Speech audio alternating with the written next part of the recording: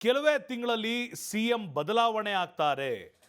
ಸಿದ್ದರಾಮಯ್ಯನವರ ಜಾಗಕ್ಕೆ ಡಿ.ಕೆ. ಶಿವಕುಮಾರ್ ಅವರು ಬರ್ತಾರೆ. ಸಿದ್ದರಾಮಯ್ಯರವರ ರಾಜಕೀಯ ಭವಿಷ್ಯ ಇಲ್ಲಿಗೆ ಮುಕ್ತಾಯ ಆಯಿತು.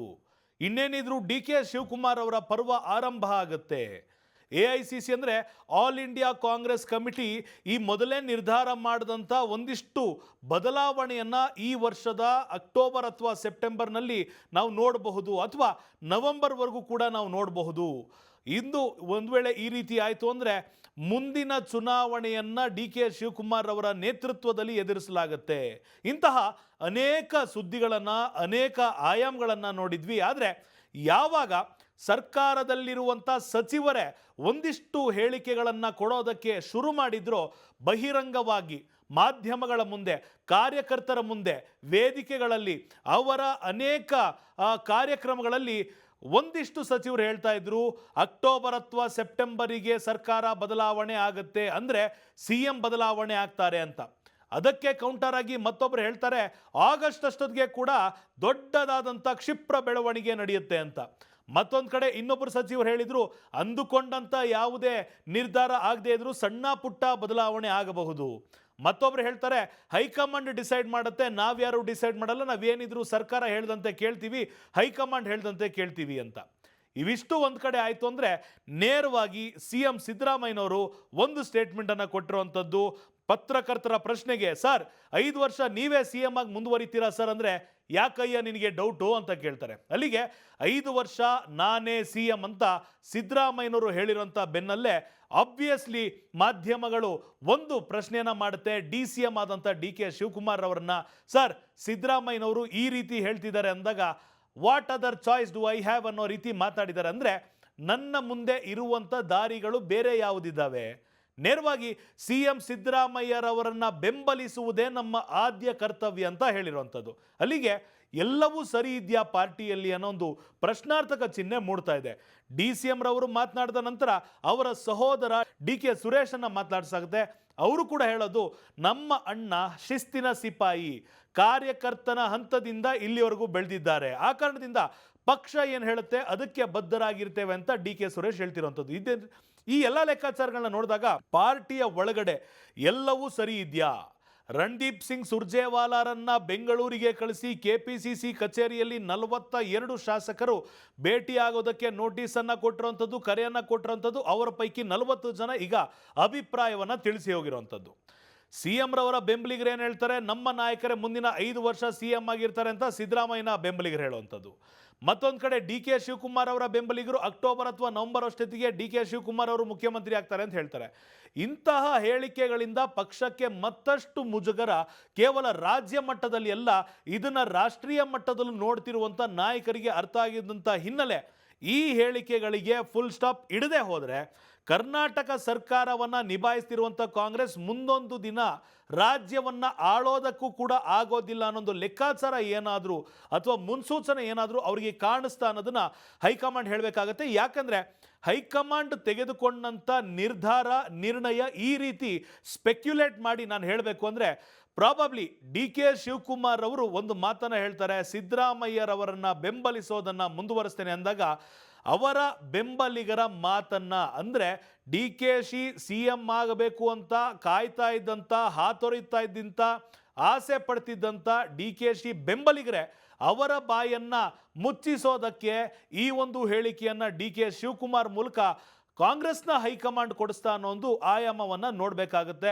DK, ನಿಮ್ಮ ಬೆಂಬಲಿಗರು ನಿಮ್ಮ ಮಾತನ್ನು ನಂಬ್ತಾರೆ, ನೀವು ಹೇಳಿದಂತೆ ನಡೀತಾರೆ.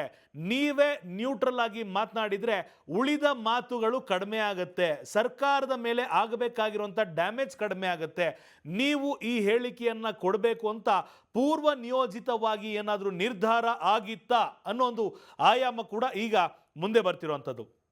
ಎರಡನೇ ಪಾಯಿಂಟು, ಯಾವುದೇ ಪಕ್ಷದ ಹೈಕಮಾಂಡ್ ನೇರವಾಗಿ ರಾಜ್ಯದ ಮುಂದೆ ಬಂದು 2.5 ವರ್ಷ ಇವರನ್ನ CM ಮಾಡ್ತೀವಿ, 2.5 ವರ್ಷ ಮತ್ತೊಬ್ಬರನ್ನ CM ಮಾಡ್ತೀವಿ ಅಂದರೆ ಇವರ ಪಕ್ಷಕ್ಕೆ ತಾಕತ್ತಿಲ್ವಾ, ಯೋಗ್ಯತೆ ಇಲ್ವಾ, ಪಕ್ಷದಲ್ಲಿ ಒಗ್ಗಟ್ಟಿಲ್ವಾ ಅನ್ನೋ ಒಂದು ಅನುಮಾನ ಮೂಡೋದಕ್ಕೆ ಸ್ಟಾರ್ಟ್ ಆಗುತ್ತೆ. ಈ ಒಂದು ಕಾರಣದಿಂದಲೇ CM ರವರ ಮುಖಾಂತರ, ಅಂದರೆ ಸಿದ್ದರಾಮಯ್ಯರವರ ಬಾಯಿನಲ್ಲಿ ನಾನೇ 5 ವರ್ಷ CM ಅಂತ ಹೇಳಿಸಿರುವಂಥ ಸಾಧ್ಯತೆಯೂ ಕೂಡ ಇದೆ ಅಂತ ಒಂದಿಷ್ಟು ಸ್ಪೆಕ್ಯುಲೇಷನ್ ಹೇಳ್ತಿರುವಂಥದ್ದು. ಅಲ್ಲಿಗೆ ಕರ್ನಾಟಕ ರಾಜ್ಯದ ಸರ್ಕಾರವನ್ನು ನಡೆಸ್ತಿರುವಂಥ ಕಾಂಗ್ರೆಸ್ ಪಕ್ಷದಲ್ಲಿ ಯಾವುದೇ ಸಮಸ್ಯೆ ಇಲ್ಲ, ನಾನೇ ಸಿ ಎಂ ಅಂತ ಸಿದ್ದರಾಮಯ್ಯರವರ ಮುಖಾಂತರ ಹೇಳಿಸಿ, ಸಿದ್ದರಾಮಯ್ಯರವರೇ ನಮ್ಮ ನಾಯಕ ಅಂತ ಡಿ ಕೆ ಶಿವಕುಮಾರ್ ಅವರ ಮುಖಾಂತರ ಹೇಳಿಸಿದಾಗ ಎರಡು ಬಣಗಳು ಏನಾದರೂ ಬದಲಾಗಿದ್ರೆ, ಇವರ ಬೆಂಬಲಿಗರು ಸಮ್ಮುಖದಲ್ಲಿ ನಡೀದೇ ಇದ್ರೆ ಈ ಎರಡೂ ಸಮಸ್ಯೆಗಳು ರಾಜ್ಯದ ಜನರಿಗೆ ಗೊತ್ತಾಗದಂಥ ನಿರ್ಧಾರವನ್ನು ಈ ಹಿರಿಯ ಮುಖಂಡರು ತೆಗೆದುಕೊಳ್ಬೇಕಾಗಿರುವಂಥ ಕಾರಣ ಇರೋದ್ರಿಂದ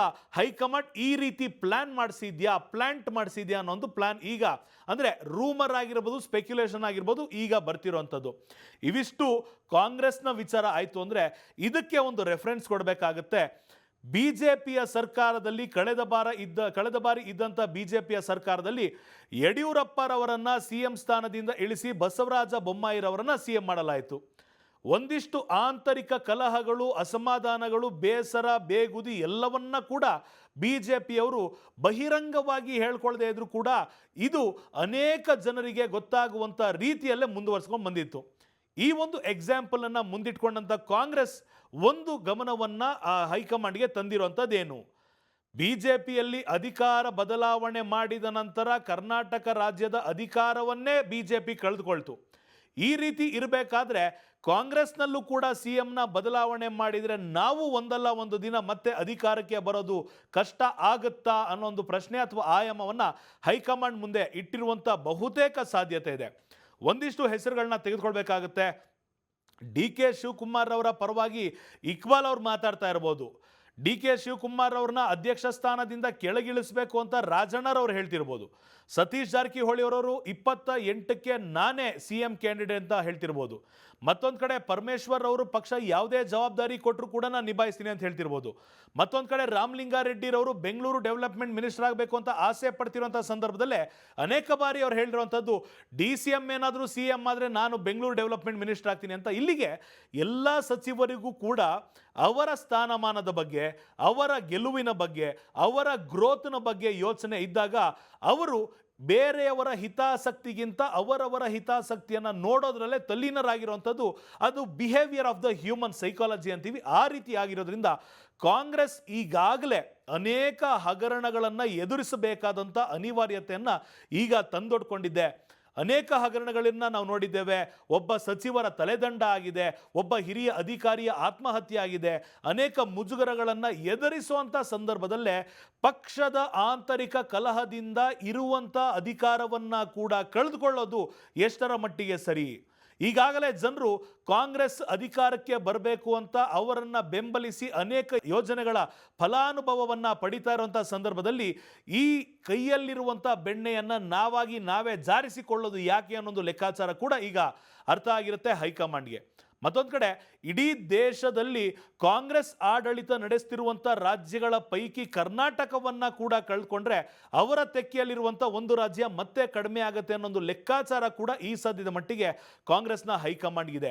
ಎಲ್ಲ ಆಯಾಮಗಳಿಂದ ನೋಡಿದಾಗ ಸಿದ್ದರಾಮಯ್ಯರವರು ಹೇಳ್ತಿರುವಂಥ ಸ್ಟೇಟ್ಮೆಂಟ್ ಸರ್ಕಾರ ಸುಭದ್ರವಾಗಿದೆ ಅಂತ, ಡಿ ಕೆ ಶಿವಕುಮಾರ್ ಅವರು ಹೇಳ್ತಿರುವಂಥ ಸ್ಟೇಟ್ಮೆಂಟ್ ಯಾವುದೇ ಕಾರಣ ಏನೇ ಬರಲಿ ನಾವು ಸಿದ್ದರಾಮಯ್ಯರವ್ರನ್ನ ಸಪೋರ್ಟ್ ಮಾಡ್ತೀವಿ ಅಂತ. ಇವರಿಬ್ಬರ ಸ್ಟೇಟ್ಮೆಂಟ್ ಮುಖಾಂತರ ಎರಡು ಬಣಗಳ, ಎರಡು ತಂಡಗಳ, ಎರಡು ಬೆಂಬಲಿಗರೇನಿದ್ದಾರೆ ಅವರ ಬಾಯನ್ನು ಮುಚ್ಚಿಸಿ ಕ್ರಮೇಣವಾಗಿ ತುಂಬ ನಾಜೂಕಾಗಿ ಬದಲಾವಣೆಯನ್ನು ಮಾಡ್ತಾರೆ ಅಂತ ಮತ್ತೊಂದು ಬಣ ಖಡಾಖಂಡಿತವಾಗಿ ಹೇಳ್ತಾ ಇದೆ.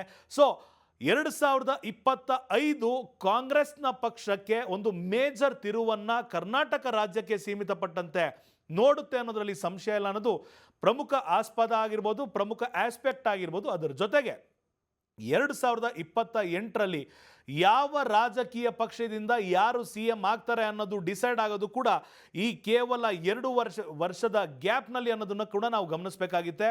ಸೊ ಕಾಂಗ್ರೆಸ್ನ ಮುಂದಿನ ನಡೆ ಏನು? ಈಗಾಗಲೇ ಜುಲೈ ಬಂದಿದ್ದೀವಿ, ಆಗಸ್ಟ್ ಸೆಪ್ಟೆಂಬರ್ 2 ತಿಂಗಳು ಬಾಕಿ ಇರೋದು. ಅಕ್ಟೋಬರ್ ಹಾಗೂ ನವೆಂಬರ್ನಲ್ಲಿ ಏನಾದರೂ ಬದಲಾವಣೆ ಆಗುತ್ತಾ? ಇವಿಷ್ಟಕ್ಕೂ ಕೂಡ AICC ನಿರ್ಧಾರ ಮಾಡಿದರೆ ಕ್ಲೋಸ್ಡ್ ಡೋರ್ನಲ್ಲಿ ಇದನ್ನು ಯಾವ ರಾಜಕಾರಣಿಯೂ, ಯಾವ ಸಚಿವರು, ಯಾವ ಶಾಸಕರು ಬಹಿರಂಗವಾಗಿ ಹೇಳದೇ ಇದ್ರೂ ಕೂಡ ಒಬ್ಬ ವ್ಯಕ್ತಿಯಾಗಿ, ಸಾರ್ವಜನಿಕನಾಗಿ, ರಾಜ್ಯದ ಪ್ರಜೆಯಾಗಿ ಅಕ್ಟೋಬರ್ ಅಥವಾ ನವೆಂಬರ್ನಲ್ಲಿ ಒಂದಿಷ್ಟು ಬದಲಾವಣೆಗಳಂತೂ ಆಗುವಂಥ ಸಾಧ್ಯತೆ ಇದೆ ಅಂತ ಕಾಂಗ್ರೆಸ್ನ ಆತ್ಮೀಯ ವಲಯದಲ್ಲಿನ ಒಂದಿಷ್ಟು ವ್ಯಕ್ತಿಗಳ, ಸೋರ್ಸ್ಗಳ ಅಭಿಪ್ರಾಯ ಆಗಿರುವಂಥದ್ದು. ನೋಡಬೇಕಾಗುತ್ತೆ ಏನು ಆಗಬಹುದು ಅಂತ. ಇಂತಹ ಮತ್ತಷ್ಟು ಸುದ್ದಿಗಳಿಗಾಗಿ ನೋಡ್ತಾ ಇರಿ ರಿಪಬ್ಲಿಕ್ ಕನ್ನಡ. ಇದು ನಿಮ್ಮ ಧ್ವನಿ.